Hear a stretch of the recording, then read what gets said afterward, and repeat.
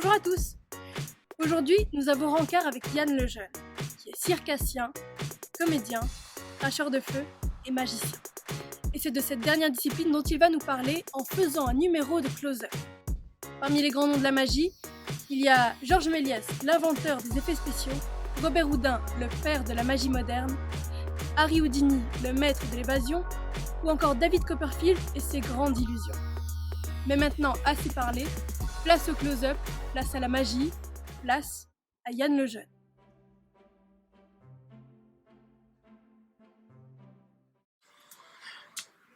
La période que je préfère, c'est celle des grandes découvertes. Car on pratique la magie complètement différemment. Sous le prétexte d'une expédition à la recherche d'un animal, d'un peuple, d'un secret, on revenait pour présenter le résultat de nos recherches, en utilisant des subterfuges, des stratagèmes. Et là, j'aurais été habillé avec un beau chapeau, tu vois. Ah ben, avec un beau chapeau, avec un manteau de couleur, et là, avec un air de fanfare. Air de fanfare, s'il vous plaît. Mesdames, mesdemoiselles et messieurs, pour la première fois au monde, je vais vous montrer le caméléon et sa magie. Un être capable de changer de forme, de peau et d'essence à sa guise. Mesdames, mesdemoiselles, messieurs, rien que pour vous, venez voir le caméléon.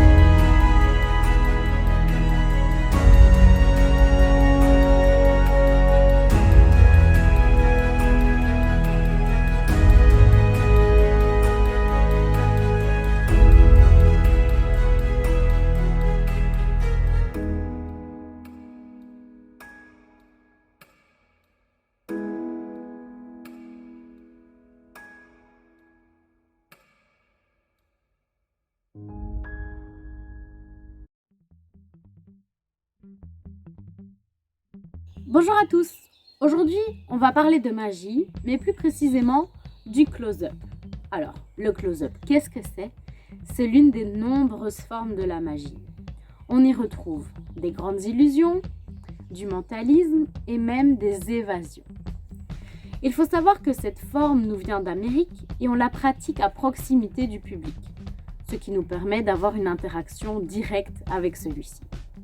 Pour ce genre de magie, on utilise régulièrement des objets simples du quotidien, comme par exemple un jeu de cartes, des balles en mousse, des stylos ou même des élastiques. Mais saviez-vous que malgré le fait que la magie soit aussi utilisée pour honorer les dieux, elle était considérée par l'Église comme hérétique. Et ça jusqu'au 19e siècle. Mais bon, revenons un peu dans le passé. Les premières traces écrites parlant d'un illusionniste datent de l'ancienne Égypte. Ce récit raconte l'exploit d'un homme tranchant la tête d'un oiseau avant de la restituer.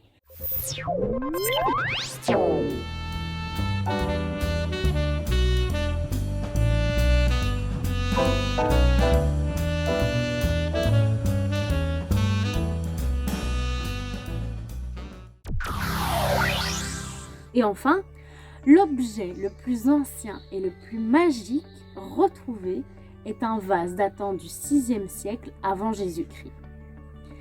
Il se remplissait tout seul après s'être complètement vidé.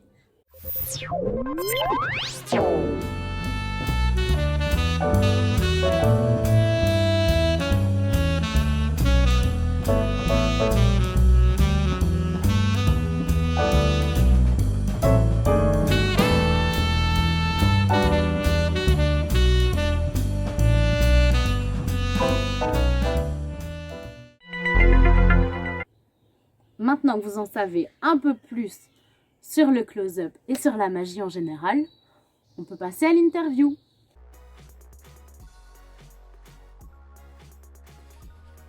Salut Rachel, salut Alice, je suis avec Yann Lejeune, notre rencard de la semaine pour une petite interview. Salut Yann. Hello, salut. Je te propose de tout de suite te poser la première question. Pourquoi avoir choisi ce tour de magie-là pour notre vidéo? Il y a des années que je connais ce tour, que je l'ai vu, que je l'ai revu par son créateur et son interprète qui est Dominique Duvivier. Il l'avait inventé dans les années 1980. Et je trouve que c'est vraiment un tour qui te permet de raconter quelque chose, de partir au-delà de la fameuse carte. Tiens, je chope une carte, je te la retrouve, si c'est l'abîme, la voilà. Et ça permet vraiment de rentrer dans un univers. C'est pour ça que j'aime bien ce tour. En plus, il est très très très surprenant. Ok. Alors on l'a vu, la magie c'est une discipline très variée et très compliquée. Pour toi, un bon magicien à l'heure actuelle, c'est quoi? Je crois qu'à l'heure actuelle, un magicien, c'est celui qui va arriver à mélanger en même temps une technique la plus pointue possible et un message, un propos. Je crois qu'il faut aller au-delà moi j'appelle ça les spectacles d'âme. Il faut aller au-delà de la perf pour la perf. Il faut vraiment vouloir raconter quelque chose. Et je crois que les gens qui marchent bien pour l'instant, qui fonctionnent et qui font des choses vraiment intéressantes, c'est les personnes qui arrivent à mettre les deux ensemble. D'accord. Je te propose de te poser plusieurs petites questions assez rapides et tu me réponds le plus rapidement possible, un peu sans réfléchir. Ça va pour toi? Allez, c'est parti. Ton tout premier tour de magie, c'était quoi? Je vais avoir plus ou moins 16 ans et je faisais, j'avais oublié ça, je faisais apparaître ma partenaire dans une boîte en carton et puis après je faisais disparaître une boulette en papier à la mode Seki. D'accord, ok. Ben, tu as répondu à la deuxième question. Tu pratiques depuis quand? Donc depuis tes 16 ans, c'est ça? Ouais, c'est ça, plus ou moins. Ok. Ton magicien préféré? Il y en a plusieurs, j'aime beaucoup Dominique Duvivier et sa fille est très fun, Alexandra Duvivier. Dans les grandes illusions, il y a Daniel Harry qui est très très très chouette. J'aime une ancienne magicienne que j'avais vue quand j'étais tout petit qui s'appelle toujours Tina Lennart, avec des numéros très très très chouettes, très poétiques. Kevin James et plein d'autres. Ok. Est-ce que tu as un tour un peu plus choquant, un peu plus effrayant ou surprenant que les autres? Il y a un tour que je faisais, parce qu'il y a un petit temps que ce personnage ne tourne plus, mais il y avait un couteau qui traversait le bras. C'était assez chouette. J'ai déjà eu une ou deux personnes qui y sont tombées dans les pommes. Ah oui. J'en suis pas fier, hein, mais ouais, mais c'était chouette, c'était sympa. Du coup, est-ce que tu as un personnage en ce moment? Est-ce que tu as des pseudos de magicien? Mais ça dépend des spectacles en fait. Comme je fonctionne par spectacle, c'est vraiment une écriture de A à Z, et ben chaque spectacle a son personnage phare. Donc il y a, quand je faisais de la magie dans les fêtes médiévales, c'était Guimauve qui était inventeur de poudre et de potions en tout genre. J'ai un spectacle pour enfants que j'aime vraiment beaucoup pour l'instant qui s'appelle Pipito n'aime pas les clowns. Et puis il y a Zoblou qui m'a accompagné pendant presque 8 ans. D'accord. Question un petit peu stupide, est-ce que tu n'en as pas forcément marre qu'à chaque fois que tu ailles quelque part, on te demande tiens, tu es magicien, tu nous fais un tour? Non, c'est pas stupide. J'en ai eu marre. J'en ai vraiment eu marre à un certain moment. J'avais l'impression qu'on m'invitait que pour ça. Mais c'était lié aussi avec un manque de confiance en soi, un manque d'estime, etc.